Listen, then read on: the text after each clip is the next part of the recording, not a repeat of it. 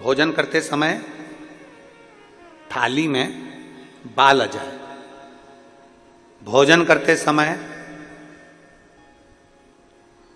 एकदम खाते खाते गले में मिर्ची लग गई, हिचकी चलने लगे, भोजन करते समय एकदम ठसका लग गया, अटक गया भोजन, पानी अटक गया। रोज प्रतिदिन भोजन में थाली में बाल आ रहा है, प्रतिदिन ठसका लग रहा है, प्रतिदिन अगर तुम्हारे हिचकी आ रही है भोजन करते समय, प्रतिदिन आपके साथ में ये क्रम हो रहा है, तो समझ लेना कि तुम भोजन करते हो उस समय पर आपके घर का कोई पूर्वज, कोई भूखा या प्यासा जरूर रह गया है, जिसके कारण बस वो हमको भोजन के समय पर बहू को या बेटे को याद करता है।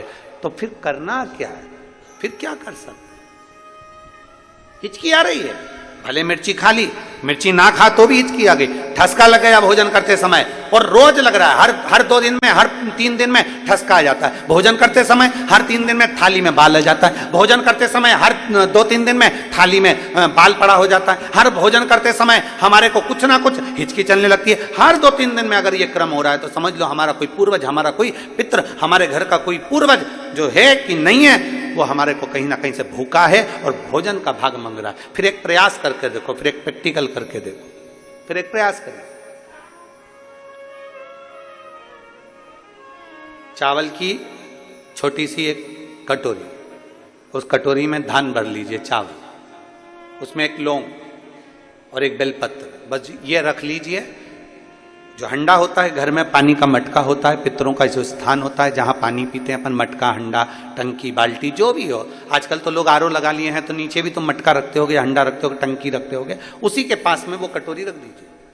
14 की रात्रि, अमावस्या के दिन उस कटोरी का चावल, बेलपत्र, ये सब शिव मंदिर के अंदर आप कोई भी एक स्थान पर, कोई दोने के अंदर रखकर या कागज के अंदर रखकर, शिव स्थान पर, शंकर के मंदिर में शिवलिंग को केवल स्पर्श कर कर जमीन पर ही उसको कागज में या दोने में, उसको जहां जलाधारी होती है वो जलाधारी के पास में गणेश वाले स्थान पर, गणेश वाली जगह पर उसको रख दें।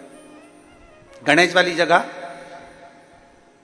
फिर समझिएगा, ये शिवलिंग जलाधारी, ये जलाधारी का चरण जहां से पानी बहता है, सीधा हाथ सीधी तरफ पर गणेश जी का स्थान होता है, लेफ्ट में कार्तिकेय का स्थान होता है, बीच में अशोक सुंदरी का स्थान होता है।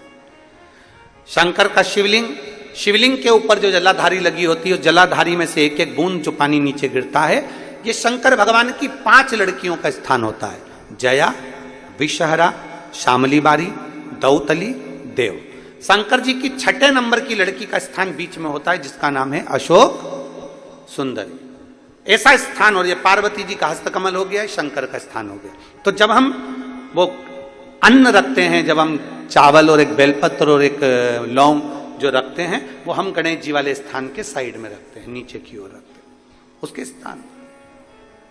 कई लोग एक प्रश्न करते हैं, गुरुजी आज सावन की शिवरात्रि, हम रात्रि को पूजन करेंगे 7 बजे शाम को ऑनलाइन, तो हम मट्टी के शंकर जी बना रहे हैं, तो क्या हम नंदी बनाएं? हम शंकर जी बना रहे हैं तो क्या हम गणेश जी बनाएं? नहीं, केवल शंकर भगवान का शिवलिंग बनाइए, बड़े प्रेम से जलाधारी बनाइए। हमने पहले भी कहा कि इसमें सारे देव अपने आप विराजमान हैं। आप जब अभिषेक करेंगे तो उसमें सब देवों का अभिषेक अपने आप हो जाएगा, सबकी।